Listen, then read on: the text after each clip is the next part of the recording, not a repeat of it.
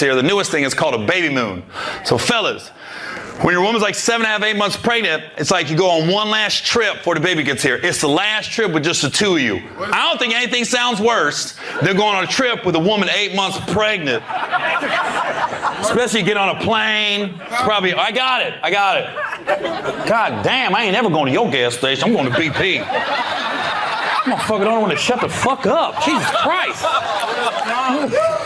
What? What is called? What's what called? You said it. Baby move. Baby move. Oh my God, dude. I said what is called. But you don't call it out in the middle of the fucking joke, bro. You wait till it's over, you ask your fucking boss, either one of them. Because you don't run a gas station, those two do. There's no way you run a gas station, you can't even get to a motherfucking comedy show without shutting the fuck up. Motherfucker puts one drink on the counter. That's all you want, that's it, you getting anything else? I just walked in, fuck. All right, what's that called?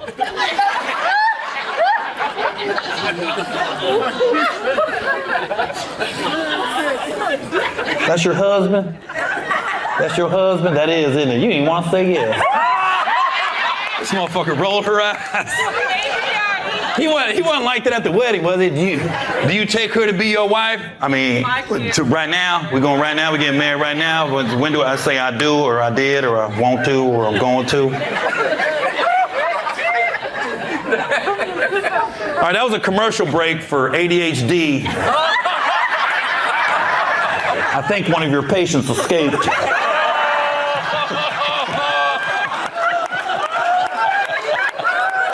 She just looked over. She was like, Gerald! Gerald! Oh my God, I thought she'd never see her again. I knew when you said, what's it called? I was like, every time I used to give you your medication, you asked me the same thing. What's this called?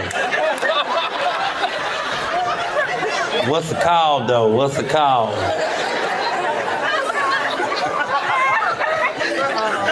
I have to fucking color purple him till you do right by me. Everything you touch is gonna fade. My God, the dead howls arousing. You gonna let him talk to you like that at your own goddamn show? Oh, Sophia, home now.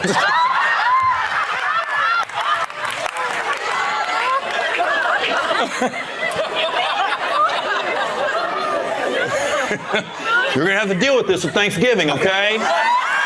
Everybody got a cousin just like him. She ain't no different. Motherfucker be sitting in the corner. All right, where the fuck's Harrison?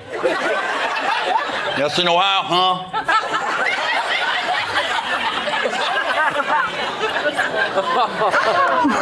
I'm low key. I'm so glad he's laughing right now because some motherfuckers take this shit personal. I'm glad he's laughing. Some brothers be like, hey, motherfucker, beat the fuck out of you. No, you're not. There's security, and there's cameras, and I will press charges. You'll be working at my gas station.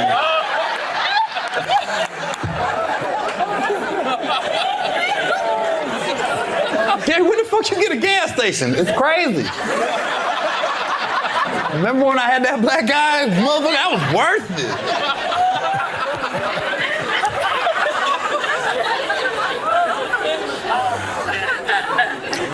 it. So anyways, that was better than the punchline.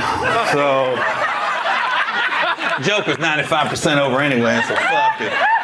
That was better than my shit. I'm kind of glad he spoke up a little bit. It was funny because I kept hearing him. I was like, when's he going to stop? What's the call? What's the call? What's the call? That's all I kept hearing. I kept trying to get louder too. So don't get on a plane and you're, what's the call? What's the call? He was not deviating off what's it called. He wasn't getting mad. He wasn't getting happy. He was just on like autopilot. What's the call? What's the call? What's the call?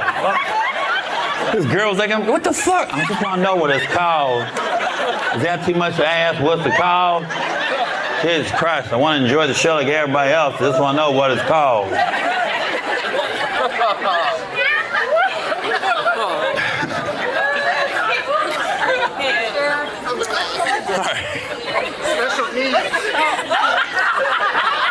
No, he's not. He's not. Somebody's like, he's special needs. I go, no, he's not. He just talks a lot. Huh? No, you're not. Motherfucker don't even know who he is anymore. I am special. I do have needs. His wife looked at him. No, you ain't. I won't marry no retarded motherfucker. Oh, I'm sorry. I'm not supposed to say that. I'm sorry about that.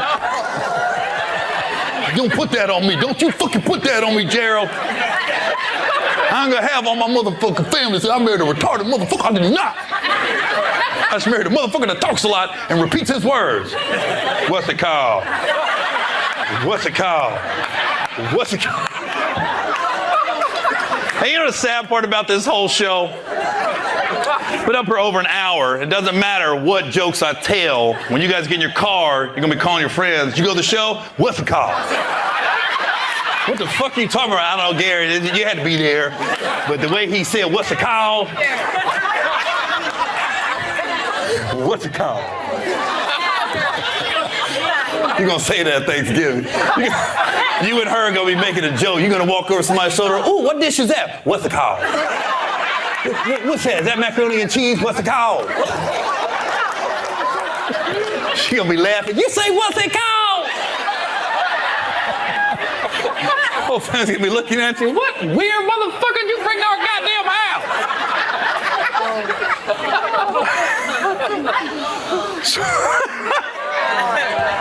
So, every time I want to start another joke, I think he's gonna speak up.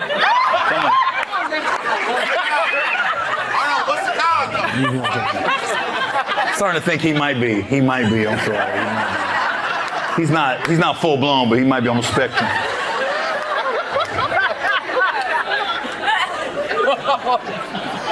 He can get a parking spot for sure.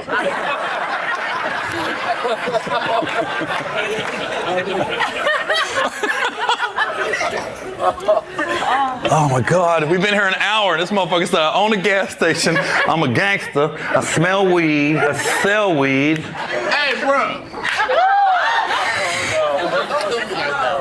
Oh, you did yourself like that. I didn't do it to you. Sorry. Hey, it's legal. It just got legal Tuesday. This motherfucker didn't even know. He looking around. Nah, what? This shit legal? Yeah. Now he looking around. I gotta find something else to break the law. I ain't no law-abiding citizen. The fuck you mean weed's legal? You can sell wherever the fuck you want now, bro. The way he looked, he went, are you serious? This shit legal? It's been all over the news. I've been working at the gas station 12 hours a day.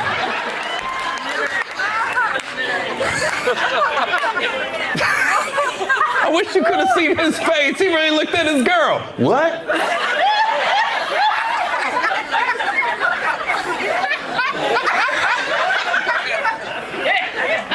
Motherfucker, I did 60 days in county for selling weed. I want my time back.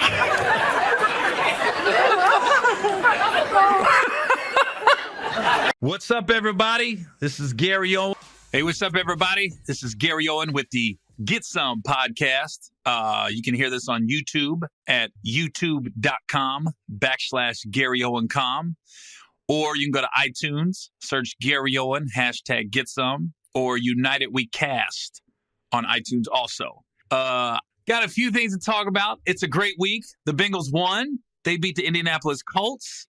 Happy Halloween to everybody. I posted a picture on Instagram of the Halloween candy we gave out this year. We give out big candy bars, like not the single Reese Cups, the two, and then the big Starburst and Sour Patch Kids and Kit Kats. And I would just remember growing up, we would always go outside the trailer park and go to like a neighborhood, a normal residential neighborhood, to go trick-or-treating.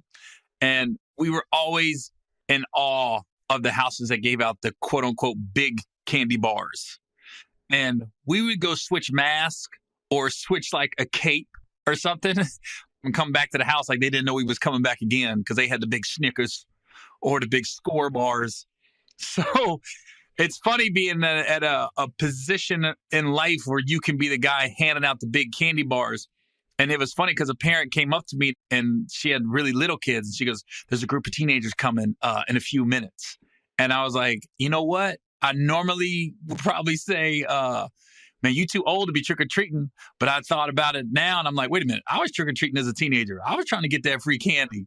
I told the mom, I was like, if I'm a teenager, I'm hitting up all the houses too. It's weird when you got some 6'3" dude at your door saying trick-or-treat. But I'm not going to say no because I get it. Free candy's free candy, man. So it was cool this year to pass out the big candy bars. I didn't see anybody switch costumes, but I'm sure it happened. Saturday night, I was in D.C., Oxon Hill, Maryland, at the MGM Casino. I've never been to that casino before. It's been open less than a year. That's one of the nicer casinos I've ever been to outside of Vegas. I mean, Vegas obviously has nice casinos, but at MGM in Oxon Hill, Maryland, if anybody gets a chance to go. Not sure why the rooms are so pricey. Because I saw it. It's like $900 a night for a room. I was like, whoa. But beautiful casino. The crowd, it was packed. It was great. Me and Deion Cole was on the show. It was just a fun night. It was a great show. So thanks everybody in the Maryland, Virginia, DC area that came out. Then on Sunday, I flew to Cleveland. My wife met me up there, and we went to Gabrielle Union's 45th birthday party. It was cool that the Cavs got their asses kicked before the party on Sunday by the Knicks, but it was a fun party. I really like LeBron. I really like his wife, Savannah. I mean, you're just two of the coolest people. But I'm also very conscious of it's the setting that I've met them at too. Like I've always met them in like private settings where there wasn't a lot of people coming around. And it's funny, like here's a funny story about Savannah. And I don't know if I've told it before, but I went to a Cleveland Cavaliers game about 3 years ago. And I saw her for the game and she kind of waved me up. So we're talking and she's still she sits about 4 rows up behind the Cavs bench every game. So we're up there talking. And at one point, these 2 white dudes came up, older, looked like they had some money. Maybe they own a restaurant or something. But they completely interrupt our conversation and just start having a conversation on their own with Savannah. And Savannah was being polite. She's a very polite lady. But I had my hand up. And when they left, she's like, what are you doing? I was like, I know I'm white, but I'm not clear. They act like I wasn't here at all. And it was funny because I had a security guy trying to tell me to leave. He goes, hey, man, you got to go. You got to go. You got to go. I said, I'm going. Hold on. Just give me a minute. I'm going. Wouldn't leave me alone. When Savannah summoned me up, like come over, I swear to God, that security guard disappeared. It was like he was a fairy. Like he just was a figment of my imagination. Like I looked back and I said, hey, can you tell the security guy I'm good? And I looked around. He was gone. I was like, what was that? Like once he saw who I wasn't even with Savannah. I was just saying hi to her. Once he saw that, he was just gone. You gotta go. Oh, okay. I didn't know. It was hysterical. Like he just dipped out. I was like, oh, that was some power, I guess. But it was funny too hearing the dudes talk to Savannah after the game. They keep in mind this is three years ago. It was funny because it was something about food in the restaurant. And they kept saying, you guys gotta come. You gotta come. You and your husband we'll take care of everything. And I'm just thinking, I don't think the James family is concerned with a free meal. They're gonna go where they want to go to eat. That was a nice carrot for somebody else. Maybe Mark Mattson or Mike Pemberthy, ex-Lakers. Maybe they would show up for a free meal. But the James family, if they like food, they'll pay for it if they want. You know? I think that free meal wasn't that tantalizing to them. Honestly, not a big deal. I'll tell you what happened to me today, though, in the Starbucks line. Like I'm a Starbucks fan, as anybody knows me. So I'm in line today. There's nobody in line at Starbucks. It's just a car, and then I'm behind it. But the car, 10 minutes might be an exaggeration. It was at least over 5. And I was just sitting there like, what is taking these people so long? So I rolled down my window and I can hear them like ordering food. It wasn't the drinks. They kept asking for different items. And the dude was like, we don't have that. Well, we can do this. We don't have that. We can do this. I didn't honk. I didn't do anything. I just sat there. So I get on my Snapchat. And my Snapchat is Gary Owen Comedy. I'm sitting there like kind of cursing him out. I go, I've been sitting behind this fucking car for over 5 minutes. Just order your food or your drinks. So then I get up to the window and the lady's got my coconut milk latte and she goes, the car in front of you took care of it because they knew they were taking so long. And I go, what? Now keep in mind, I left a nasty Snapchat. So now I got to go back and leave another Snapchat apologizing just in case that car saw it. I've literally been here 5 minutes waiting on this fucking car in front of me to order from Starbucks. They like literally order like dinner. Okay, I feel like an asshole. My last Snapchat, I talked about the people staying in line forever at Starbucks. They bought my drink. They knew they were taking too long. So I go up to pay for my drink and the drive-thru and the lady goes, the car in front of you already took care of it. I feel like a dick. So I'm sorry about my last Snapchat. Sorry. Perfect example where I should be patient. Here's the crazy thing. All this happened in one trip. All I was doing was going to pick my daughter up from school. So I stopped at Starbucks on the way. I cussed this car out, which I shouldn't have. And then I have to apologize on a Snapchat later on. Then I'm about to pick up my daughter and I'm at a four-way stop, but there's a light. So I got the green light, but the cars in the other direction got a green light. So there's no cars coming. So I go ahead and make that left. And as soon as I start to make the left, I see a car probably 200 yards away from me gun it. Like, why are you gunning it? It's like some people see somebody turning, and I don't know why they feel like they want to rush to get by them or whatever. But anyways, the car, I could tell gunned it. Like, the person driving it started to pick up speed when they saw me making that left turn, and they hit the car behind me. And it was a boom. And I was looking back like, there's no way I just saw that. So I stopped and looked back and everybody was okay. So then I picked my daughter up and we had to go back to that same direction to go home. And nobody was hurt, but both the cars were pretty messed up. Luckily, it looked like he just clipped the front of the car. And I was just like, I saw it coming. I go, why did that person gun it? I don't get it. But it was so funny. I was in such a good frame of mind and patient and like the safe driver now, all because that person paid for my latte. That here I am. 5 minutes earlier, I was like, come on, motherfucker, order your goddamn drink. Shit. And now I'm sitting there like, hey, man, why are you in a rush, baby? Why you gunning it? Take your time. That dude should have been in Starbucks. He should have been behind me, too.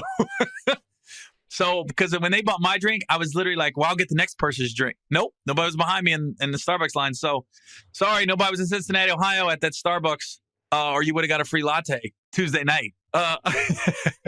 NBA season, I don't know what's going on in the NBA season this year so far. Nike's going to have to do something about these jerseys, man, because LeBron ripped his open tonight, and then I'm sure a lot of people saw the Bradley Beal, Draymond Green scuffle, Golden State versus Washington, but then Draymond came out, his stuff was all ripped up. I'm like, Nike, man, you got to get some better fabric, because you are, Under Armour and Adidas sitting there like, our jerseys wouldn't rip. I know that. I know our jerseys would still be on you, Draymond, but I don't know what kind of fabric they're using, but it's a little weak. That's what I know. It's a little weak.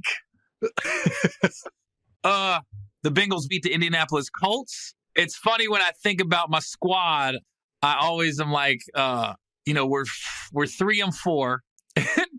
The Bengals have beaten the Colts and the Browns, and every single power ranking, whether it's ESPN, NFL.com, anywhere, the Browns and then the Colts are the two worst teams in NFL. And I could care less. It's 2 wins for us. But we also beat the Buffalo Bills, who, if the season ends today, would be the 5th seed in the AFC. So they have beaten a potential playoff team. And they barely lost to the Packers. And they barely lost to the Texans. We're pretty much, Bengals are the only team to shut Deshaun Watson down so far, to some extent. The only one. So it's funny how the NFL, just a few games can change how you feel about a team. Because really, the Ravens had us and the Steelers had us the whole game. Outside of that, they could easily be 5-2, or they could easily be 1-6. because the Bengals have only blown out the Browns. So either way, that's how crazy the NFL is just a few plays is the difference between being 5-2 or 1-6. That close. And this just happened at the trade deadline is I guess the Bengals and Browns were going to make a trade for A.J. McCarron. And it was first reported that the Browns were late on the paperwork to the NFL. And I'm always quick to blame my own squad. Them come to find out, no, what actually happened was the Browns sent their paperwork to the Bengals signed before the 4 o'clock deadline. The Bengals sent their paperwork to the NFL without the Browns signature on it. They sent like their own trade contract. So it was the Bengals' fault that this trade didn't go through with A.J. McCarron. And I'm a little disappointed that what the Bengals came up with was a trade for, and I think it was a second-round pick and another pick, which is decent for A.J. That's good. But I wish they would just own up to the fact that they let 2 good offensive linemen go, and that offensive line is terrible. But they don't, for some reason, they don't want to own up to that. I don't know. It's frustrating, but we won. It's a good week. And the crazy thing is, this is one of those weeks where I'm in Jacksonville, Florida this Friday, November 3rd at the Florida Theater. And then Saturday, I'm in Ocala, Florida at the Riley Arts Center, which is only like an hour and a half away from Jacksonville. And then Sunday, I'm just going to stay in Jacksonville and go to the game. The Bengals play the Jaguars on Sunday. And I'm a little torn because I'm getting tickets from Calais Campbell, the defensive lineman for the Jaguars. But he's the homeboy. I've known him for years. He's always cool. We're good. He knows I'm a diehard fan. And it's funny, a lot of players that I'm friends with on other teams, they like the fact that I'm loyal. They're like, dude, at least you loyal to your squad in your city. Calais is, I don't know, he's got like 18 brothers and sisters, and they're from Denver. And I don't know what they was doing in them mountains, but his mom and dad was getting it in back in the day. And they roll deep to the games. It's kind of cool. I like seeing those, the one brother to make it to the league and his whole family is just so supportive, and not supportive like we want something from him, just supportive that they're brothers in the league and they're happy for him. I like families like that. Andre Johnson's family was like that. We used to always go to 1 or 2 games, and we'd always make it a road game when the wide receiver for the Texans, Andre Johnson, was in the league. Like his uncle and his mom and everything. We was like an extended family. We actually spent Thanksgiving with them 3 years ago, or it could be 4 years ago, in Detroit. They played on Thanksgiving Day. And me, my wife, and my kids drove up. And that was one of the best Thanksgivings I ever had. And we had dinner at the hotel. It was just fun going to the game and hanging out with everybody. And it was just a fun time that Thanksgiving in Detroit. But Clay's family's a lot like that too, that they're real close and they go deep in the games. So I'm looking forward to that. We're 3-4. I mean, Jacksonville's 4-3. They got a lot riding on the game. Bengals got a lot riding on the game. So intensity level should be good. Problem with the game is Jacksonville's strength is the defensive line, and our weakness is the offensive line. If I'm Andy Dalton, I'm sleeping in an ice tub this week. I want to be damn near frozen when the game starts. I tell you, I had an interesting week, man. I got in touch with some family members, and if you guys don't know my backstory, I don't have any relationship with my mom. I don't have any relationship with my stepdad, my brother and sister on that side of the family, on my mom and stepdad side. I have no relationship with them. And it's funny because, I had a brother pass away a couple of years ago of a heroin overdose. And he was my one brother I was really close with. And just because he knew the family dynamics, he knew it wasn't functional, so to speak. We were half brothers. We had the same mom, not the same dad. And his stepdad was just not a nice person. Just mentally, physically, very abusive. And it's funny because this week I got a email or a Facebook message from my brother's, I hate saying that word, baby mama, but my brother had a daughter, one that passed away. My niece's mom reached out to me on Facebook and said she's having a birthday party this week. And I wanted to go, but I'm going to be out of town. And it's just, it's funny because it brought back a lot of, I don't really think about my mom and stepdad too much, but my niece is the one I kind of feel bad for because about a year and a half ago, there was a custody battle for her between my mom and stepdad and the baby mama. And me and my wife tried to step in and say, hey, we'll take her. We'll take her because we thought we could give her the better chance at life. She could have been in private school. She could have got therapy, tutors, just a lot of stuff. And it was funny because I was talking to my mom about it and I was trying to make it easy on everybody. I was like, hey, Mom, why don't you let us take the baby and then, we can do a lot of things that you guys can't. And she was like, at first I thought she was going to do it. And then she was like, no, I can't. And it was odd. Like I'm calling my mom asking her, hey, I'd like to get custody of the baby. And she was like, are you trying to take her from us? Are you trying to change her last name? And I was like, why would I do that? Why would I do that? That is no, of course. And, she goes, well, my mom said, well, let me think about it. And then she said to me, and she goes, in my heart, I know this is the right thing, but I just need to think about it.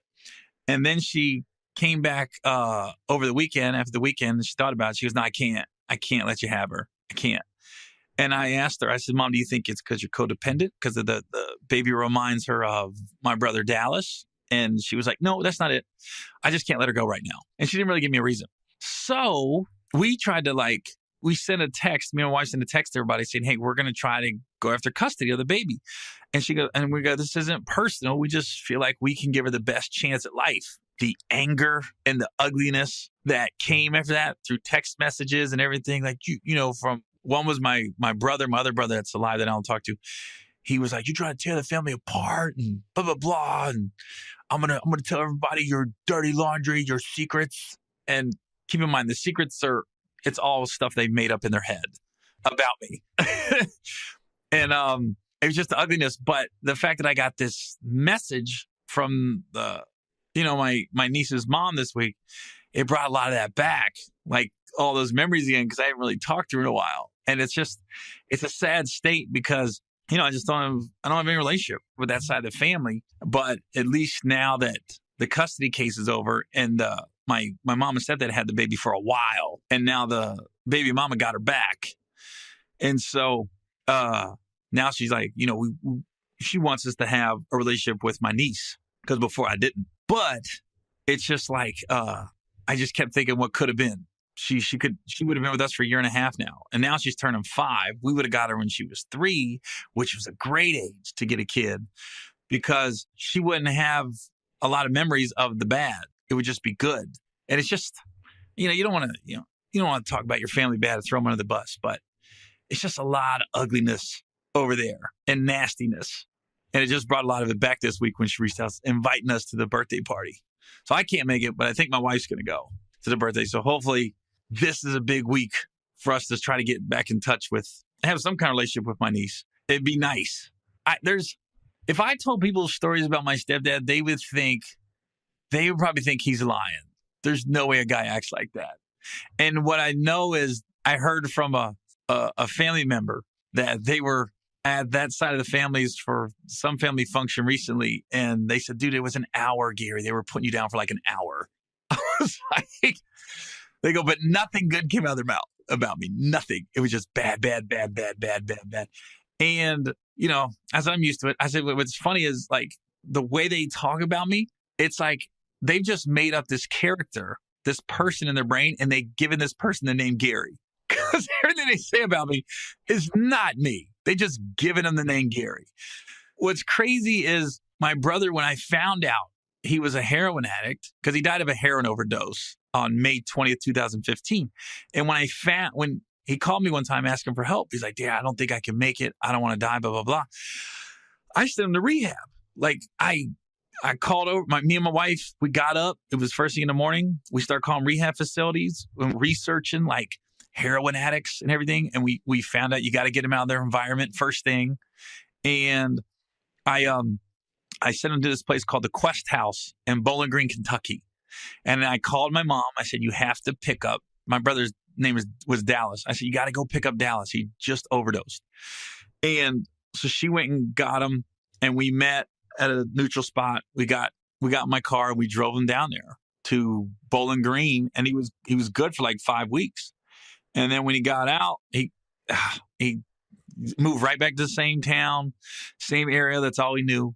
And, a couple months later, he started using again. And he overdosed like 3 more times before he passed away. And he passed away because there was fentanyl. He thought he was shooting up heroin, but there was fentanyl in the heroin. And when he did die, he didn't feel anything. They said once he shot up, he went down immediately and he was just gone. So it sucks. But where it got ugly was, and I used to not say much about it because I felt like I was protecting the family secret. But where it got ugly with my family was I didn't really talk to anybody for a long time because I did this article in BuzzFeed.com. You can find this article that came out in March of 2015 where I had said my stepdad's an asshole. I didn't get into like specifics, but I just said it. And then, so the family didn't have nothing to do with me after that, except for Dallas. Dallas still did. But everybody else was like, nah, you're gone. And because I had talked about the head honcho, so to speak. And what's funny was it was an 8-page article in BuzzFeed, and I talked about my stepdad for a paragraph. The story wasn't about him. It was about how a white guy became famous with black people in America. Like how did this white comic tap in to black people basically and become one of the bigger stand-ups in the urban market? That was what the article was about.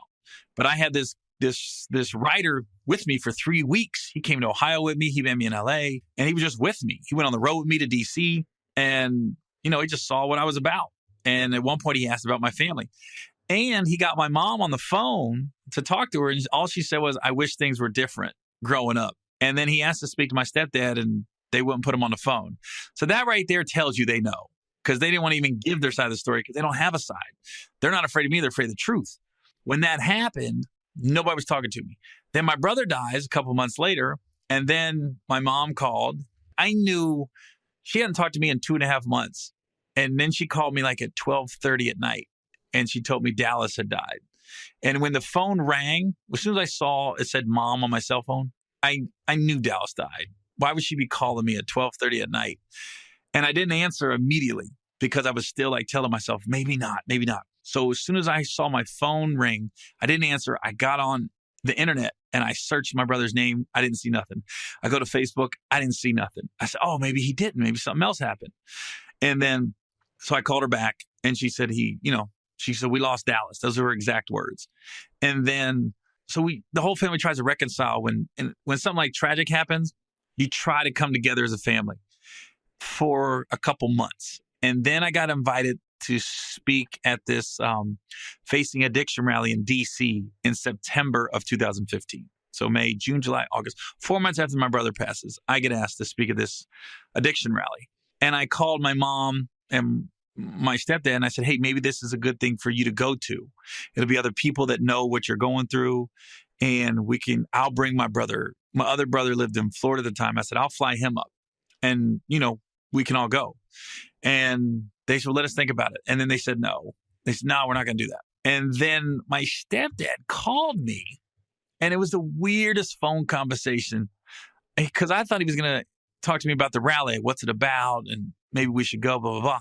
Now, he used it as a time to try to get back at me because what he said was, he said, hey, man, you're not using Dallas's death to further your career, are you? You're not trying to benefit from it. And I go, what? And he was like, I don't know if I can handle that, man. If you trying to benefit. And I was like, I was so taken back because I was like, how was that even possible? I'm a stand-up. That makes no sense at all. But what he wanted to do was he wanted to like come at me in a way that almost like you were wrong about what you said about me. He goes, you're the problem. Because he said, you better not use Dallas's death to benefit your career. And then he went into this whole story like Dallas was doing fine. And then that article came out in BuzzFeed. And then he got depressed. And I said, are you blaming me? Are you blaming me for the overdose? And he's like, no, that's not what I'm saying. Because I'm just saying he was doing good. We were great. And then that article came out. Now keep in mind, the article came out March 12th, 2015. I have a Facebook message from my brother, March 13th, my brother that passed away. he's saying, Gary, I'm not with all this bullshit. We're good. We're fine. He goes, regardless of what happens, I just want you to know I love you and we're good. And I think he was sending me a message saying two things. I think he was saying, I know about the article and I'm hearing what they're saying right now at the house, but we're good. And it also was like, I think he knew he was using again. And I think when you know that, every time you put a needle in your arm, you're rolling the dice. It's Russian roulette with your life. Because I found out later he overdosed March 20th and they had to do the Narcan and bring him back to life. And then the next time he overdosed was when he died, May 20th. So I think it was almost his way of somewhat making peace with me, but also saying, we're still cool, man, regardless. I just want you to know in case anything happens. Later on, but my stepdad said a lot of other things too, but it was like, I was just like, he's delusional. It's like I saw a quote on Twitter recently, and it said, it's funny, the same person that stabs you 1,000 times will act like they're the one bleeding. I was like, man, that made sense. It's so true, And it's funny, like I'm the only one that's ever spoke up about my stepdad and the things that he did, because I'm, the irrational behavior. There's some wild stories out there. Like some of them are so funny, you gotta laugh. Like I was in ninth grade. It's a funny story. My stepdad went to three football games my whole life. I played football from 6th grade to 12th grade. He went to 3 games my whole life. He went to one my 9th grade year, and he went to one my junior year, and then he came to parents' night my senior year. And I was so mad that he came to parents' night because I was like, he ain't been there for me. He ain't been to no games. Now you're going to show up and act like you've always been there. So my 9th grade year, we're playing a team, and I sacked the quarterback, and I moonwalked back to the huddle. And it was funny because the parents and all the guys, they knew me. I was a clown. I was a class clown. So I moonwalked back to the huddle, and everybody's laughing about it. When I got in my stepdad's truck after the game, he was like, "Hey man, what the fuck was you doing out there?" And I'm like, "What do you mean?" And he was like, "Hey man, when you play football, you don't shuck and jive out there, and you was embarrassing the whole family. You should have heard the way the parents was talking about you in the stands. I was embarrassed to say I was your dad." He goes, "You represent this family every time you leave the house." And I'm thinking, motherfucker, we live in a trailer park. What kind of rep are we supposed to have? we started with the worst rep. First of all, we started with the worst. But, so he just reamed my ass about moonwalking. He said, I'll never forget, he said, shucking and jiving. You were shucking and jiving on the field out there. I was like, what are we doing, 78? What are we doing here? So he's in my ass. Anyway, so I'm like, okay. So now the whole ride home, I'm just like, got my head down. Like he doesn't stop the whole drive. But what's funny was my 9th grade football coach to this day, when he sees me, he brings up the moonwalking incident. Because he said it was one of the funniest things he ever seen on the football field. That guy was my 9th grade football coach, but he was also the JV coach when I got to JV, and then he was the assistant varsity coach. So he was my coach all 4 years of high school football. It was funny because he always said, "Don't moonwalk back to the huddle, Owens." It was like everybody else that was there that day, it's still a great memory. It's just funny, except for my stepdad. To him, I was an embarrassment to the family. Let me tell you something. If it was my son, I'd be dying. I would be dying in the stands. Just any parent listening to this podcast, if your son sacks the quarterback and moonwalks back to the huddle, hold on, not a varsity, not a state final game, nothing like that. This is a 9th grade football game on Saturday morning in front of 30 people. Let's be honest. Let's put in perspective what was at stake here. Nothing. I would be dying. I would probably be moonwalking in the stands. That's my boy. By the end of the game, I would have everybody moonwalking. The cheerleaders, the other parents. It's just funny to think about.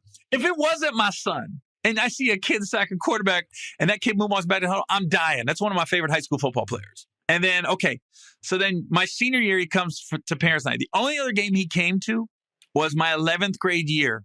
And it wasn't even a real game. It was a scrimmage game, but it was a varsity scrimmage game. And a lot of the guys on my team knew, they didn't know all the stories, but they knew, it wasn't good at home with my stepdad.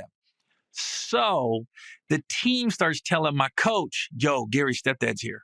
And a lot of them said Gary's dad. Gary's dad's here, man. Gary's dad's here. So the coach put me in. I had no business being playing varsity that game, but he puts me in. And it was like the football gods was looking out for me that game. Because first play, they run a reverse. And I'm the defensive end, and I stayed home, and I hit the guy.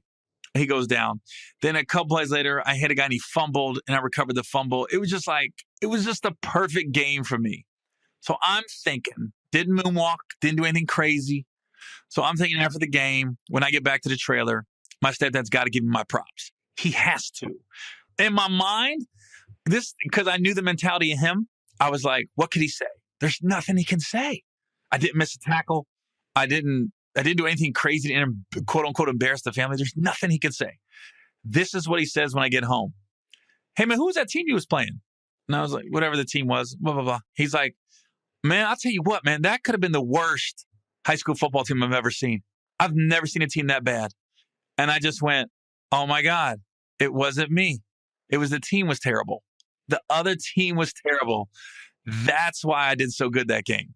It had nothing to do with me. It was the other team. And I just was like, in my brain, I was in awe that he found the negative. He found a way to find the negative in that. He did not say that was a good tackle. He didn't say, man, that was a great stick, the way you got that fumble too. Nah. He just said, who was that team? That was the worst high school football team I've ever seen in my life. I just went, oh my God, there's nothing I can do. Nothing I can do to make this guy happy. Two, I'll tell you another thing is I wrestled in high school also. And I was a terrible wrestler, by the way. One of the worst in the history of high school wrestling. And the same, I tell you, if my mom and stepdad would have been involved in my athletic high school life, I could have been unbelievable. So you got the story where my stepdad came to his only varsity football game he really came to other than senior night. And I had the game of my life pretty much for me. Now, my mom and stepdad didn't come to any wrestling meets. And I wrestled my sophomore and junior year of high school. For 2 years, I wrestled. This is my junior year. I hadn't won a match all year. Terrible. I've gotten pinned every match. I'm freaking awful. So my mom says, I think I'm going to come to your match this Thursday. And I was like, huh? She's like, yeah, I think I'm going to come. I'm going to come. And I was like, oh shit. I can't lose in front of my mom. So all week, I got all the guys, I got the coaches involved, the other wrestlers. I'm like, guys, I got to learn a move. I got to master a move because I know I'm not a good wrestler. Just give me one move and I'll master it this week. And that's what I'm going to win with. So they got this move called the head and arm in wrestling. And if you can hit the head and arm, it's one of those moves where the crowd will be like, oh shit. So I'm working on the head and arm all week, right? Just head and arm. And it's kind of like you put your right arm over the guy's head, and then your left arm has to come underneath, and then you like throw them with your hips, and you flip them over, and then you got them on their back, and normally it ends up in a pin. So I'm working on this head and arm all week, and I'll never forget. As long as I live, my mom shows up, she's there, and I'm nervous. And the team, I mean, to have a wrestling team say they were pulling for somebody, they was all there. Like, come on, man, come on. My coach knew what was up, everybody. So the guy, the ref says, blows the whistle to go. Son of a bitch, I'm wrestling, trying to put me in the head and arm. I go, what the fuck? I was so taken back, like, this motherfucker just trying to put me in the head and arm. The same move I've been working on all week, this dude tried to put me in the move. So then I step back. Keep on, this all happens real fast. I step back. And I hit him with the head and arm. Like, he tried to get me, I ducked and moved, and then I immediately went into the head and arm, and I got him in it, and I pinned him 13 seconds. Fastest pin of the year, that year in wrestling. And I'll never forget my mom in the stands start clapping. She goes, damn, my boy good. My boy's good. I remember my team was going crazy. It was just one of those moments. So my mom bragged on me. I didn't get a lot of compliments in high school, but she went back. And I remember her telling my stepdad, like, Gary's good. He's a real good wrestler. He's good. Not knowing that brought my record to like 1-19 that year. 1 win, 19 losses. But even then, my stepdad never came to a wrestling match or showed any interest. And never like said, oh, well, you must be a good wrestler. Nah, just nothing. Nothing. I don't ever remember him saying anything good about me growing up. That's the sad part.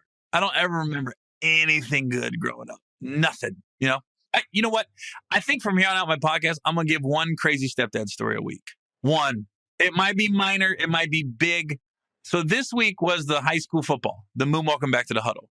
I'm gonna just write down a crazy stepdad story every week. And from here on the podcast, I'm going to give you one crazy stepdad story. There's hundreds. Yeah. He's crazy. I really think, and this is honest God, because he used to always say if I would say something, or I don't want to say his name, but so he's being a jerk to me and da-da-da. So she'd talk to him and he'd always be like, he always feeling sorry for himself. He don't know what rough is.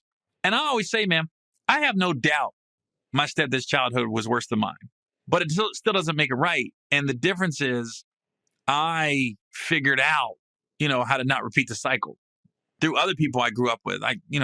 Friends and teachers and coaches that took interest in my life helped me out growing up. It still doesn't make it right, but I think even though my stepdad never went to war, I'm pretty sure he suffers from PTSD. He must have seen some stuff or been through some stuff that he never dealt with. And now I think he took it out on me. Like somebody said, they go, your family has a made up character. They've made up this person in their brain and his name is Gary. It's not you. It's just the person they've made up. And they're like, well, that's Gary. That's what Gary did. That's who Gary is. It's all made up. Because let me tell you, they will say things to me and leave Facebook messages. Like somebody on that side of the family left me a Facebook message acting like my brother who died. Like they made a comment on my Facebook page under Dallas's name and said, Gary, you were never there for me. And you're just feeling guilty by how you treated me. That's why you're trying to do right now. And I'm like, did somebody just go to my dead brother's Facebook? And so many people read that and started coming at him like, is this a joke?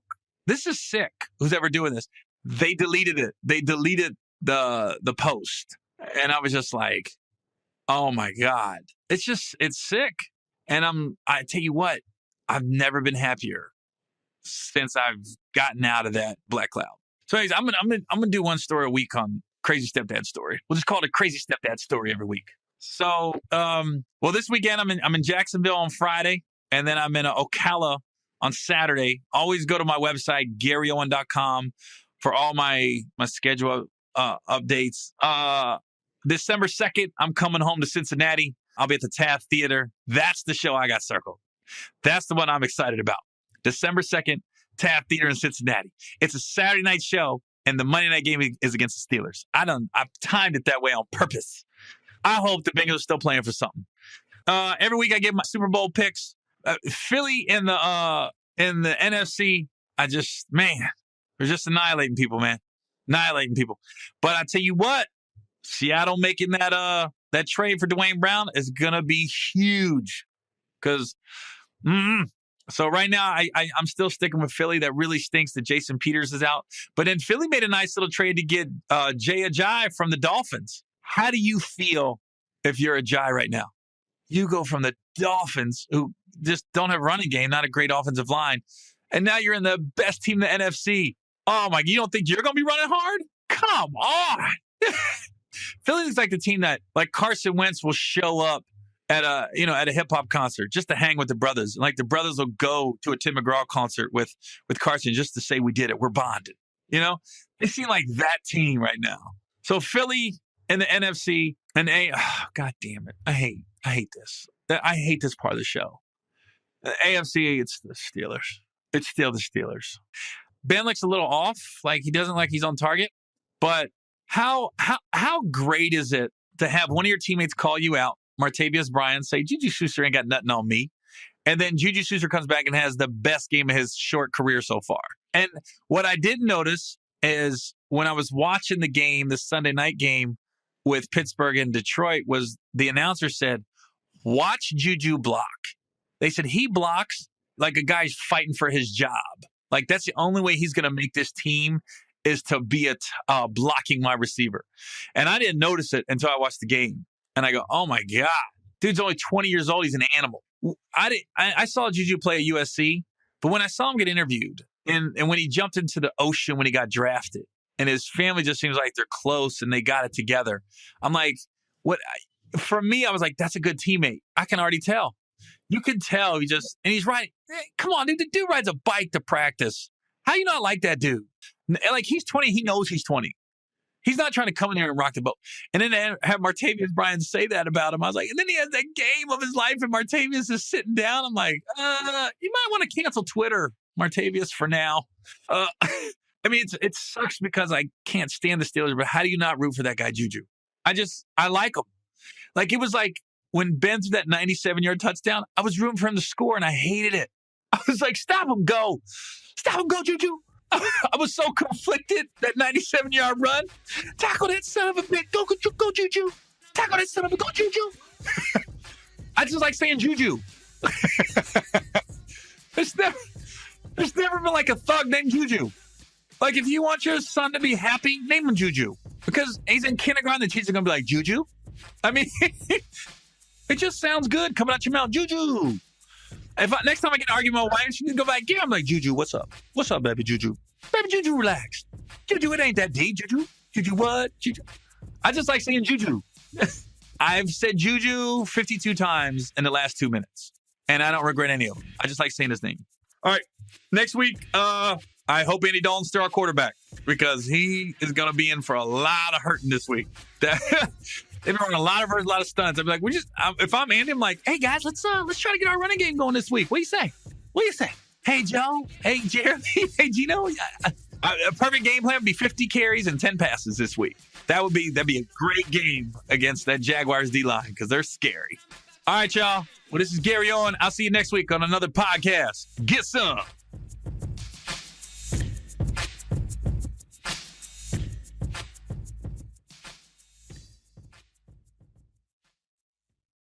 What's up, everybody? This is Gary Owen. Get some. I don't know why I ever got mad at LeBron last year, because he went from the most beloved player to the most hated because he left Cleveland and went to Miami. I'm a comedian. I travel every week. I've been to Cleveland, been to Miami. Not a tough decision if you ask me where I want to live. That's like asking some dude, hey, man, who'd you rather fuck, Beyonce or Precious? I'm going to go Beyonce. I'm going to go Beyonce on this one. Yeah, I go Beyonce. But Precious raised you. You grew up with Precious. I don't want to fuck Precious no more.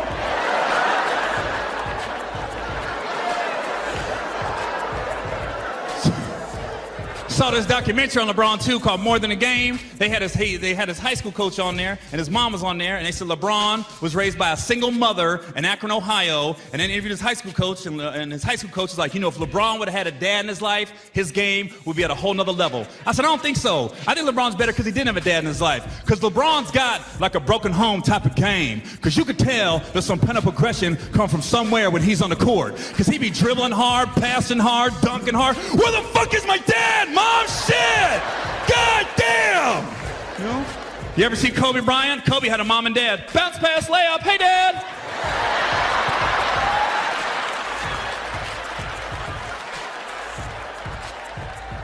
What's up, everybody? This is Gary Owen with the Get Some podcast.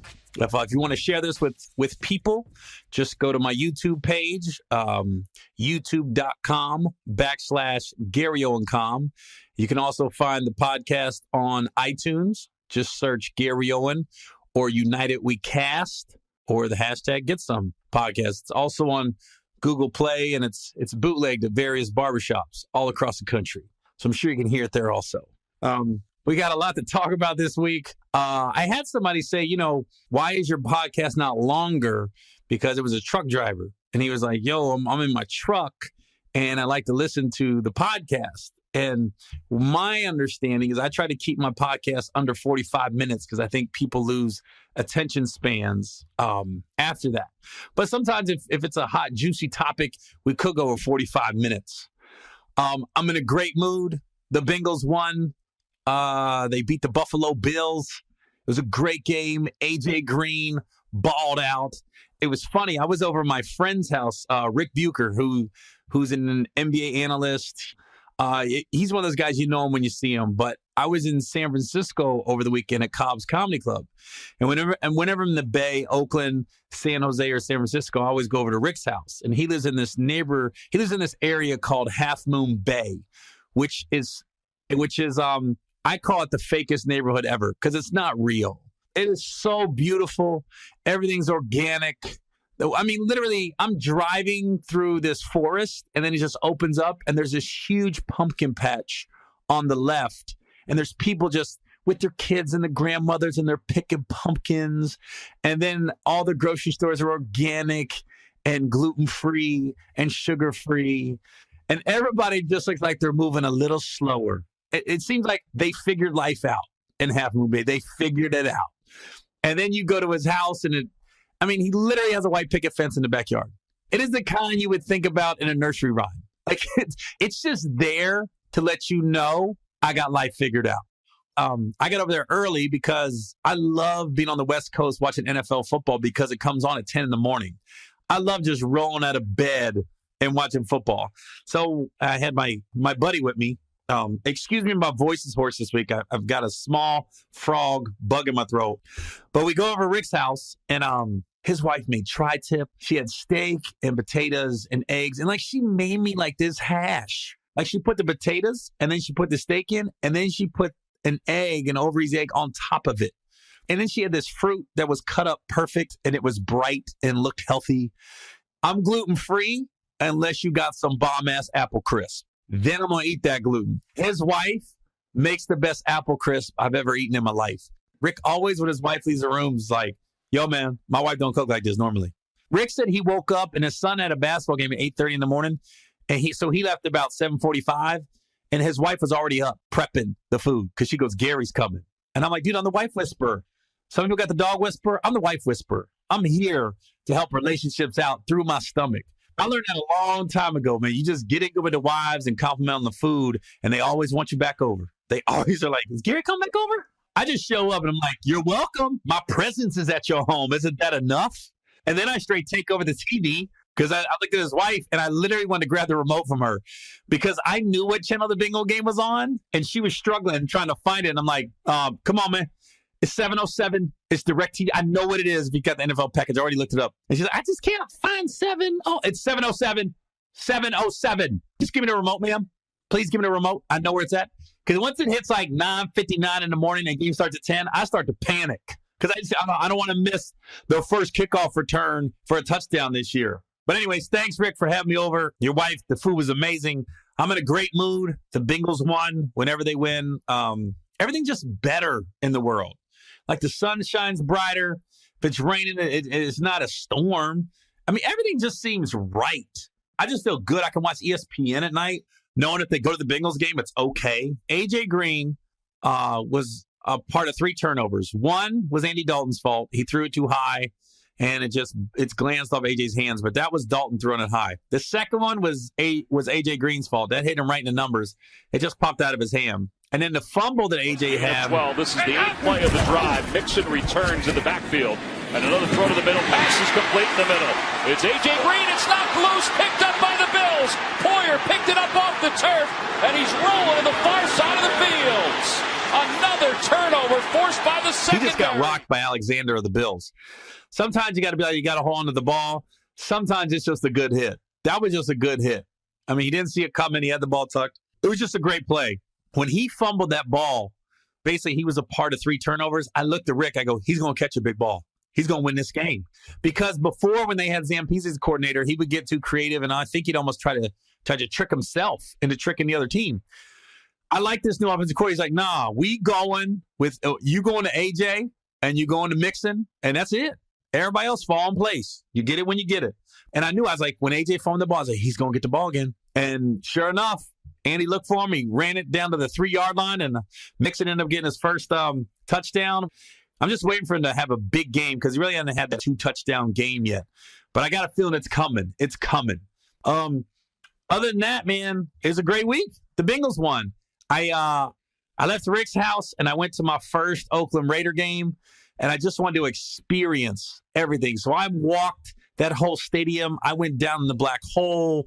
I went up top. And I will say about NFL stadiums, no matter what NFL stadium you go to, the higher up you get, the lower tax bracket it is. Because you go to that nosebleed section, man, there is some people on parole up there. I was looking around like, it's a little dangerous up here. I'm not sure if I should be here. Here's what's funny. So I got tickets, and my buddy left me tickets. He's the DJ for the Raiders for their home games. His name is Chino. He's a DJ in the Bay Area. But he left me tickets, and he was cool because he made sure I was in the shade. And because it was funny when I posted a video and pictures on my social media of the Raider game, you know, some people want to hit you up. Hey, why you sitting way up there? Why you sitting way up there? Well, club level is always the second level. And he made sure the way the sun was that I was in the shade. I couldn't have picked better seats. The shade was on me. We had a nice view of the stadium. Everything was good. Here's what's funny, though. At some point, the tickets must have dropped out of my pocket when I was sitting down. I don't know. But I got up and I went to the club level, and I was actually in the club. And it's basically just an inside area where you can, if you can get out of the rain or get out of the sun if it's too hot, or the cold weather stadium, get out cold. And it's no different than the rest of the stadium. It's just all enclosed, and they got different food selections, and they got lounges, and you can sit and watch the game on the inside if you want. So I'm in the club, and I don't have my ticket, and I guess you needed a wristband to be in the club. I don't have either, because when I got there, most of the security guys knew me. So they just left me alone. They was like, yeah, G, you good. So I go, there's the old black lady. She was, where's your tickets? And I don't have my tickets. So I said, my wife has them. She's sitting down in our seats. I said, and I knew my seat. I was like, we're in section 210, row 11, seat 11 and 12. And she goes, you got to have your tickets. I said, I know. We just came up to say hi to some friends. Then she goes, where's your wristband? I said, I don't have a wristband. She goes, you need a wristband, be in here. And then she looked at my buddy. She goes, where's your ticket and wristband? I go, he's with me. And she goes, that's it. She calls over to the cops, not security. This is how you know Oakland's a little dangerous. They got cops all over the stadium. Now, I'm in the Bengals game. They got security. You might see a cop every now and then, but it's pretty much just security with yellow jackets on. No, there's cops everywhere at the Raider game. These two cops come up to me, and I'm being cool, you know, and we were getting ready to leave anyways in a few minutes. So she was like, these two got to go. They don't have wristbands or tickets. And I'm telling the cops, my wife has the tickets. She's sitting down in our section. So we just came up to get something to eat real quick. And the cop was being cool. And it was funny. It was a white cop and a black cop. And the cop was being really cool. He goes, hey, man, it's cool. We'll just take you down to your seat. And he goes, so you have tickets, though? And I was like, yeah. And I go, how am I going to get out of this if I go to my seat and I don't have my tickets? Right when shit could have gone left, or he could have really pressed me and kicked me out, even though I was leaving pretty soon anyways. It was like the brothers came through. This one brother come up, G, asked for a picture. Then another brother come up. I'm not lying. It was a line of about 10 brothers surrounding me asking for pictures. The white cop was so confused because he didn't know who I was. And then I saw the black cop get in his ear. And then the brothers was telling the cops, you know who this is? And the cop, he goes, hey, man, you good, wherever you want to go. The white cop said that. And I pulled him aside after the picture line died down. And I was like, hey, man, the front office actually invited me. I'm lying again. And I was like, the front office actually invited me. You might want to tell security before she jumps to conclusions, just to have a conversation with people every now and then. Because she didn't want to hear my story at all. She just wanted wristband and tickets. And I saw him pull her aside, and he was trying to explain to her who I was. And it was just funny because she was ready to kick me out without hearing my whole story. And this happened to me. This is the second time this has happened to me at a football game. 2 years ago at a Bengals game, I went down where the friends and family section is after the game. It's where the players come out of the tunnel if you ever go to a Bengals game. And once you see your family, you just, you go see them. Well, when I walked out, somehow I got on the other side of the railing, not on purpose, and all the family and friends knew me. So I'm literally walking out where the players would walk out. And I'm walking pigeon-toed like I'm hurting everything, and I'm acting like I'm signing autographs, and everybody's laughing. Well, the head security guy in Cincinnati is a white dude, and I always say, when I always tell my stories, I always say white dude, black dude, Mexican, Asian dude, and my buddies always get on me about that, but I've been doing that since high school, and I go, I guess I just want people to have a visual in their head when I explain who people are. So the security guard, a white guy, he tells me, hey, man, you got to get on the other side of the railing. I said, no, I'm sorry. I was just goofing off, blah, blah, blah. I get on the other side of the railing.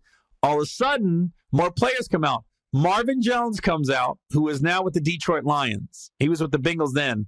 He comes out, and his family was with him. They asked for a picture. So I go on the other side of the railing to get a picture with Marvin Jones' family. And as soon as they take the picture, the security guy came out of left field. You're gone. He's yelling at me. I done told you. I said, no, they asked for a picture with me. I didn't cross this to like make you upset. He didn't want to hear it. He kicked me out. Like the two cops walked me out. So I'm now outside the stadium. Then Carlos Dunlop, who left me the tickets, his assistant called me. He's like, Gary, where you at? And I go, I just got kicked out. She goes, what? Come back. So I come back, and she said, who kicked you out? I said, some security guard. She goes, I'll get the head of security. He'll make sure you get back in. When I walked back to the family and friends section, the head security was the guy that kicked me out. And he had like, his face just turned red. Tiffany said, my friend just got kicked out. We got to let him back in. He goes, oh, shit. I just kicked somebody out. That might have been your friend. And when I came back, he was like looking at me, and I started laughing, and I think it alleviated the situation because I said, hey, man, I wasn't trying to cross you or anything. They asked for a picture. He goes, hey, man, now I know who you are. You're good. He goes, I just didn't know. And now it was cool, but it also goes to show you people get upset over little shit, and they feel disrespected over. Don't assume everybody knows you, and don't assume they're doing it just to be dickheads. Because the guy literally was doing his job, just like the old lady to some extent was doing her job. But I didn't get upset in either situation. I was just like, it'll work itself out. And look, in hindsight, what if I did get kicked out of both stadiums and I never got back in? I got something to talk about on stage. I got a story to tell on my podcast. So it wasn't worth the argument in either situation. It's just funny it's happened twice to me. Maybe it is me. Maybe you start. If that happens a third time, then maybe I got to start figuring out what I got to do with games better. I did feel bad watching that Chiefs-Texans game. I did feel bad for the Texans because their top two defensive players got hurt, and the big one was J.J. Watt. I mean, you could tell it wasn't good when he went down, and then he was almost in tears leaving the field. But he's that old school football player. I mean, I bet you 85% of the people would have went off on a cart. He's like, nah, I'm walking off the field. And I always think when somebody does get taken off in a cart, if I was a football player, I'd be taken off in a cart also. I wouldn't be that dude like, I got to walk off the field. I'd be like, nah, I don't have nothing in my contract. It says I need a bonus. Where's the cart? I don't know. They still might make a run. Their division isn't that strong. Everybody's got huge weaknesses in their division. So the Texans lost Whitney Merciless and J.J. Watt. And J.J. Watt gets all the press, but Merciless is a monster. Think about the Texans defense. Merciless is out. J.J. Watt's out. Cushing's out. I mean, that's three of their top defensive players. And I mean, they still got J.D. and Clowney, but they're so beat up on defense, man. It's hard to come back. The other big news in NFL was Miami's offensive line coach, Chris Forrester. I'm dumbfounded. Sends a video of himself snorting cocaine. Well, they say it's a white powdery substance. I don't know. He's either snorting flour, sugar, stevia, or cocaine. You pick what he's snorting. But he snorts it in the facility, Miami Dolphins facility, tells this stripper, I can't wait to see you again. I'm missing you. I can't wait to party with you. This is how we used to party, and I can't wait to do it again.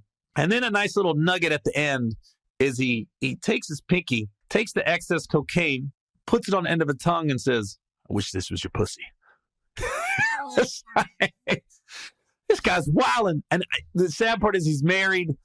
That's the bigger issue. You got to explain this to your wife. And then lost his job. And then here's what gets me. He sends it to her, which is stupid. Then the stripper posts it and does it in the name of social injustice. She said, this is for Colin Kaepernick, and this is for all the black people that have been oppressed. Really? Really? That's why you posted it? I'm not going to say her name on the show. I don't want to get any press, but if I see her, I'm running. I don't want to take a selfie with her. I don't want to say hello to her. If she's going that route, and she's a stripper. I mean, that's like stripper code 101. That's literally one of the few places left on earth that there should be no cameras and videos at strip clubs or strippers. Oh my gosh. That's just crazy. He did it in the facility and right before he goes into a meeting. I've never done cocaine in my life because of Len Bias. When Len Bias died, I was like in elementary school and he just got drafted by the Boston Celtics, and he was like the stud at University of Maryland. And everyone said if Len Bias goes to the Celtics, Larry Bird plays for another 2-3 years if he can play his role, and the Celtics win probably maybe 2 or 3 more titles. Now that's all hearsay, but he was as close to guaranteed as you can get. His game was that of an NBA game, and he's a couple years after Jordan, but everyone was talking about how Jordan, had to play the team game in North Carolina, but once he got to the NBA, he could really flourish. And who knows if he would have had Jordan's work ethic and attitude, but if you ever saw him play in college and saw what other people said about him, it was no doubt he was going to be an NBA superstar.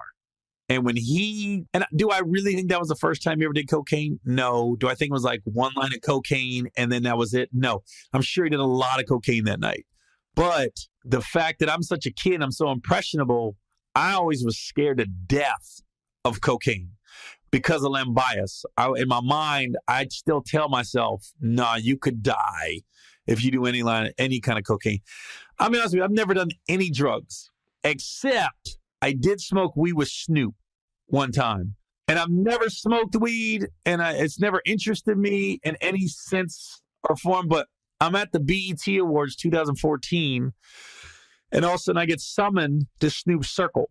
It was like out of a movie. So there's just a circle of people sitting, and the joint starts getting passed around, and it comes to me, and I had a decision to make. And I felt like I was disrespecting Snoop if I didn't take a hit. So I took one hit, and I passed it, and I danced for an hour. I don't know what was in that weed. The joint got passed, and I took a hit, and whoop, I think I danced for an hour. I was doing dances that didn't go together. And it's like another time I was filming something with some rappers. I'm not going to say who they are, but I was with a couple of rappers filming a TV show, and they were in their dressing room smoking weed. So I walked in, I'm just BSing with them, and they're passing a joint around. They came to me. I was like, nah. And they said, you sure, Jay, you don't want this? I said, no. They said, you ever smoked weed before? I was like, nah. And then one of them goes, yeah, you don't want to start with that. You don't want to start with that. They said, we need you to film today. You can't start with that. So that was my weed stories. I got 2. Basically, I just never saw the reason in it. I never saw the point of it. It just, cocaine scared me. Len Bias, if they say if his death saved one person's life, it might have been mine, because his story scared me so much, because I was just at an age where I was very impressionable, and I was at an age where I was like, that was Lakers Celtics time, when it was just Bird and Magic. And I was like, I was a Celtics fan back then. I was all about the Celtics. So I was like, when they got him, I was like, oh my God, the Celtics they got Len Bias. And then the next day he's dead. It just, blew my mind. Because, that's the good thing about living and growing up in Cincinnati was, not good, but we didn't have an NBA team. So your allegiance, it didn't matter. You can go wherever you wanted. And back then, late 80s, early 90s, the bad boys came in at the end, but it pretty much was Lakers Celtics. And then, you didn't get excited about the other games like you did the Lakers and Celtics. And I was such a young kid back then. I was just, you just had to choose one. It was Lakers or Celtics. And then they had the terrible looking cons. I don't know if you remember the cons. There was a Converse All-Stars. Then there was the Converse Weapons. And the Celtics ones were so ugly. They were disgusting. They were this dark, it looked like sludge green. And the Lakers were so cool. It was like gold. And then everybody else started getting shoes. I was like, I bought the Celtics one. Well, no, I didn't get either. I couldn't afford them. But if I would have got any, I remember just kids wearing the Celtics one to school. Like, those are the ugliest fucking shoes I've ever seen in my life. But I never said it to them. I was like, oh, you got the birds? You got the birds? That was one of the best commercials. The Converse weapon, that's the shoe that's Magic do what he was born to do. It may be so, but that's not all. They let Isaiah play like he's 10 feet tall. For the kind of moves that never fail, the weapon's the choice of Kevin McHale. The same is true for Mark Aguirre. When I wear weapons, I'm on fire. Well, what can the weapons do for King? Well, I can do just about anything. You already know what you did for me. What? I walked away with the MVP. The Converse weapon. The number one weapon. That was one of the best commercials, too. When I wear weapons, I'm on fire. And then Bert came in, but, and then, I think Isaiah had a pair and Dominique. And then right then, Bert came in if you wear weapons, you're just like me. And Bert came in, but you know who walked away with the MVP? Them ugly-ass shoes. Ugly-ass shoes. And then Jordan came in and just changed the shoe game completely. And I don't know if anyone remembers old school. I don't remember when you remember Spud Webb won the dunk contest one year, and Pony tried to give him a shoe. It was called City Wings, and that was the thing. They go, why wear air when you can fly?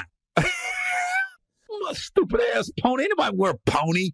Talk about shoes, man. We are a week away from the NBA season starting. Man, I'm pumped. I'm going to the Cavaliers-Knicks game October 29th. A friend of mine's having a birthday party up there, so I'm going to go up. I'm going to go to the game. I'm excited about going to the game. The Knicks ain't got I don't even think they got anybody I want to see. Porzingis, that's about it. Knicks will go. I'll bet you. Here's the thing. The Knicks will have a better record this year than they probably have had the last 5-6 years. When you purge a team and then they just start playing, they're going to have a few upsets. I bet you they have a better record than they did last year. As much as nobody's on the team, they will have a better record. Let's be honest.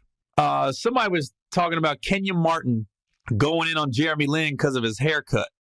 Jeremy just gets more urban and urban every year. I'm just waiting for him to say the N-word. That's all he's got left to do is pop the N-word out. Talking about the Knicks and Jeremy Lin, it's still crazy how in 2012, Jeremy Lin had that 10-game run. And if you think about the Knicks' history, the last 8-9 years, that's the most exciting time it's been to be a Knicks fan, was when Jeremy Lin had that run. Because he came out of nowhere and he was going for 25, 30. And he's still in the NBA because of those 10 games. Because he's one of those guys, you'll be watching, if you got the NBA package or you're watching TNT on Tuesday or Thursday, and it'll be Portland and Charlotte. And you'll be like, oh, shit, Jeremy Lin's on Charlotte? You didn't even know. All my life, he'll be in Sacramento before his career's over. All my life. Sacramento's always got this is how they sit down Sacramento starting 5. The casual fan. This is how, when they're announcing the players, you're looking at the starting 5 doing this. Oh, shit. That's old boy. It could be John Smith. Oh, shit. Vince Carter. He's still in the league. That's the starting 5. Talk about not giving up. Vince Carter. A lot of people don't know he's in Sacramento this year, and he's gonna average 10 points. Watch. He's gonna be 40 years old averaging 10 points. Who does he hang out with on the road? And what's he got to talk about with the 21-year-old player? Nothing. Vince is going to be by himself at Fuddruckers on the road as a 40-year-old with some 21-year-olds. He ain't going to no nightclubs with them and stuff like that. Might be at a wine bar watching tape. I'm not lying, though. I've been to some nice houses in my life. The summer of 2012, I taped a TV show with Shaq called Upload. And we taped a lot of it. We taped it in Orlando, and we would either tape on the Universal lot or we tape at Shaq's house. And there's this neighborhood. It's the same neighborhood where Tiger Woods got in trouble, called Islesworth. It's nothing but multi-million-dollar homes. But Shaq lives in the neighborhood. Tiger used to live there, but Vince lives there. Vince, top 2-3 houses I've ever been in. And I asked him, I said, how long did it take to build this house? He was like 2.5 years. And he's very hands-on. The backyard, it's out of a resort pool, sits on a lake. It's got a full court basketball that's attached to a gym that looks like Gold's Gym. And then the shower is plush. It's like you're at a spa.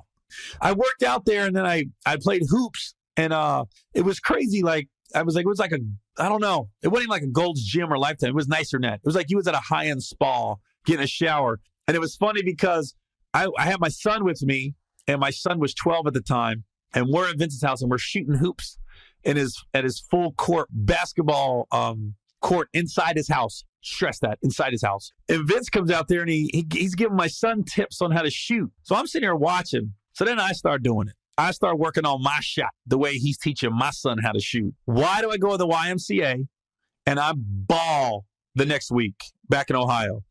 I hit 3 threes. My shot was just falling. And I was doing what Vince told me to do, change my shot a little bit.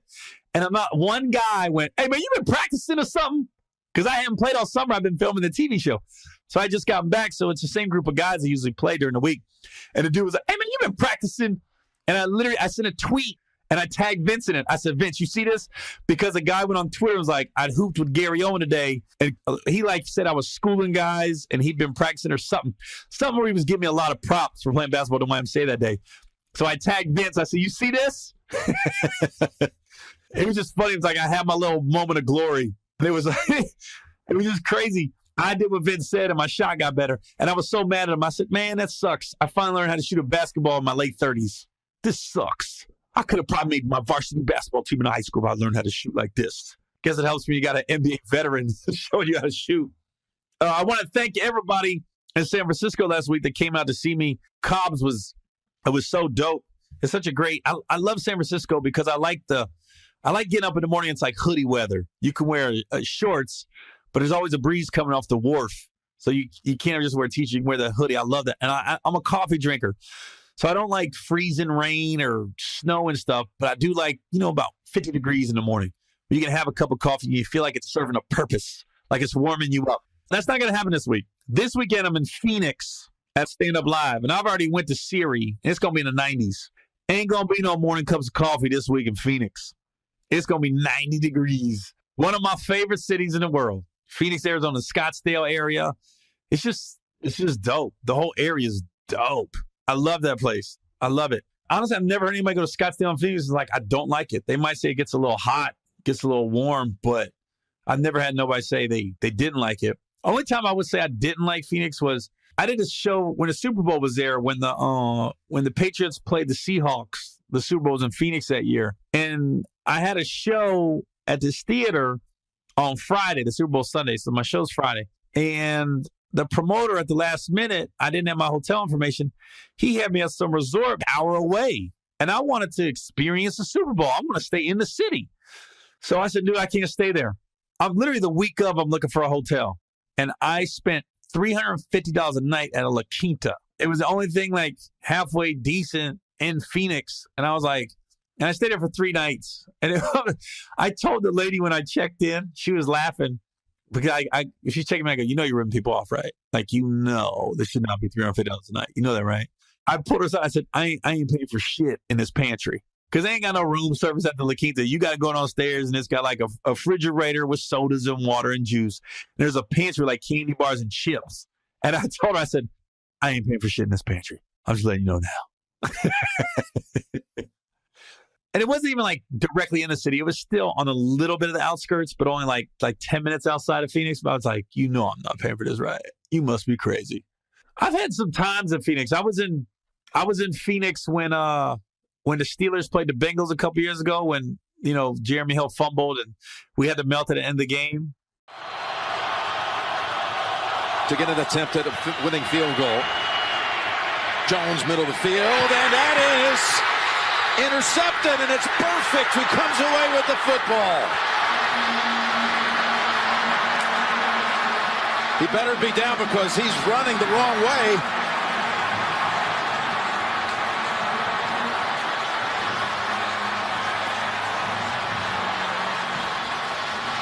I mean, what is going on here? 5 Bengals ran right up the ramp to the locker room, including Burfict with the football. Question is, was he down? I believe he was. Watch what he does, though. 55. What a job. Contact, he's down. Contact takes him to the ground. There it is on the ground also. Yeah, no question. But he fooled the quarterback. Here's Hill. Jarvis Jones. Ball is out. Shazier had it for a moment, and now it's picked up by Cockrell.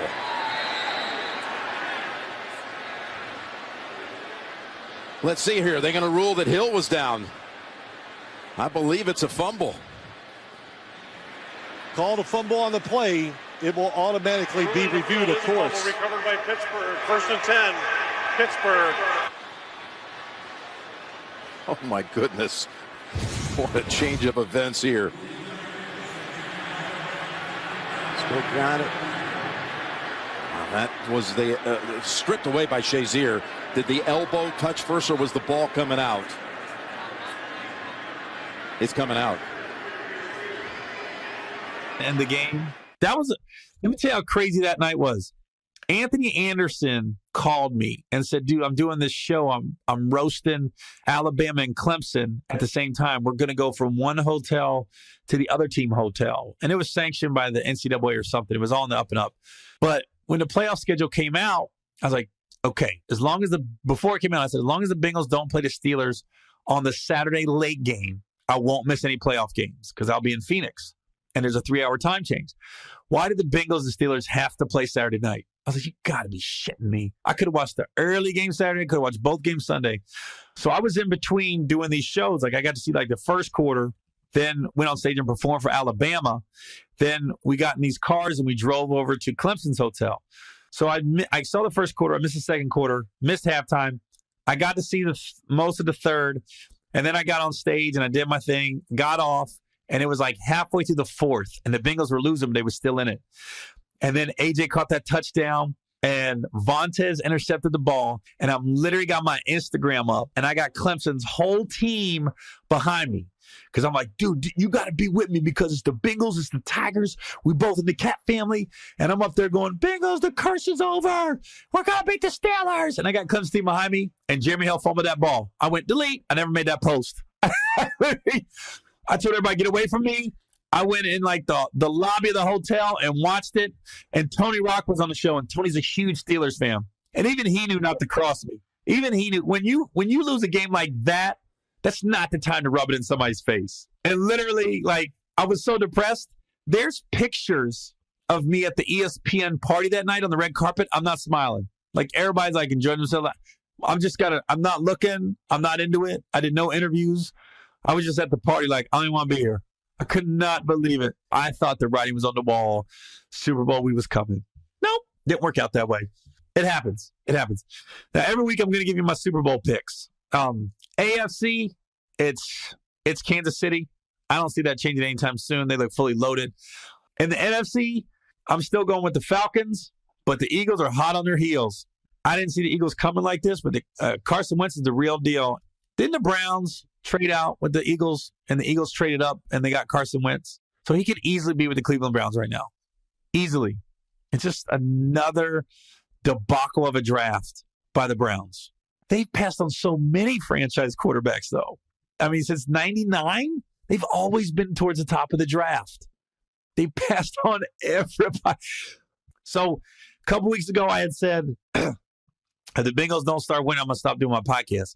Good thing is they're on a 2-game winning streak. So I'm going to be here. And this is a bye week. This is a stress-free week for me. All I got to do is root against the AFC North. All I got to do is root against Baltimore and root against the Steelers. Everything else is cake. Everything else is just bonus. And then let me address this before I get out of here. The Mike Pence fake walking out because guys are taking a knee. That was let me see. That's the worst acting job. What's a good analogy for an acting job? That was the worst acting job since my first audition. My first audition was really bad. It was a Pepsi commercial, and if you would have saw my audition, you'd be drinking Coke right now. It was that bad. Man, I thought I had it in the bag, so I realized, oh shit just got real.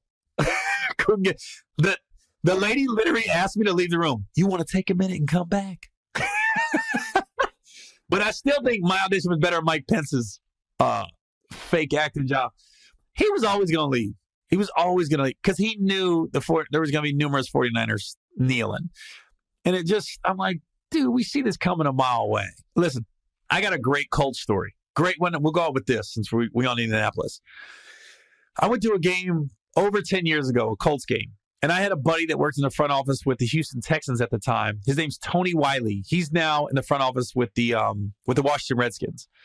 And Tony's always a good dude. He'll hook you up with tickets if you're his boy and stuff. He takes care of his friends and stuff. But he got me field passes for the Colts-Texans game. So I walk out of the tunnel, and I had just gotten on House of Pain So this is 2008. I just got on House of Pain, and I had a movie come out the year before. So I wasn't like some household name, but I was doing pretty good. And I come walking out the tunnel, and the crowd goes crazy around the tunnel. And I felt like they were cheering for me. I said, oh, shit, I must have just hit. I'm really popular in Indy. I look behind me, Jared from the Subway commercials walked out right behind me, and the crowd was losing its shit over Jared. And I guess he's from Indy, and I literally thought all these people knew me, and I was like, I know. I look back, they're going nuts over Jared from Subway. Safe to say he's not going to be at a game anytime soon. I promise you that. But I literally was feeling myself. It reminded me of a time, and speaking of Indy, when the Super Bowl was in Indianapolis a few years ago, when the Giants played the Patriots, I was on the red carpet for the ESPN party, and I'm literally, they said, Gary, you're next. I said, cool. Tim Tebow showed up, and he walked right before I was supposed to walk on the red carpet. And when I say the cameras just went with him, because at that time, he was the man. I think he just got the NFL. He was with the Broncos. And literally the photographers and crowd went with him. And when it was my turn to walk the red carpet, there was nobody left. I think it was like one person from a college paper. To give a sound effect, Tim Tebow walked the red carpet like cameras. When I went the red carpet, that was it. One camera. And then it was funny because when I was leaving the party, Andrew Hawkins was waiting outside. If you guys know Andrew Hawkins, he's a little guy. He just retired this year from the NFL. He couldn't get in to the ESPN party because he didn't have his lanyard, and they didn't believe he was in the NFL because he was so small. So I literally walked out and I did a Mean Joe Green Coca-Cola commercial. I was leaving. He goes, I said, what are you doing, man? He goes, man, I can't get in. I don't have my NFL I don't have my lanyard, and they don't believe I'm in the NFL. I don't have and I guess there's an NFL player's card they give people sometimes. He didn't have either. He just had his ID, and they didn't know who he was. So I had to give him my lanyard, and I gave him my lanyard so he could get into the ESPN NFL party. That's a damn shame they didn't let him in. He was just standing there looking like a lost kid. But he's only like 5'6". I can see how you won't believe it. Yeah, right. You in the NFL? So, yeah, but I got Andrew in. So, anyways, like I said, this week I'm in Phoenix, Arizona. Just go to GaryOwen.com if you want to come to the show. Ticket links are on there. It's at a place called Stand Up Live. I'll be there Friday, Saturday, Sunday. And it's a good week. The Bengals win. Next week, the NBA season will be in full bloom. So, hopefully, no coach just snort cocaine and send a video to a stripper this week. Hopefully, it's a slow week outside of that. Hopefully, it's a nice, safe week. All right, y'all. This is Gary Owen with the Get Some Podcast. I'll see y'all next week.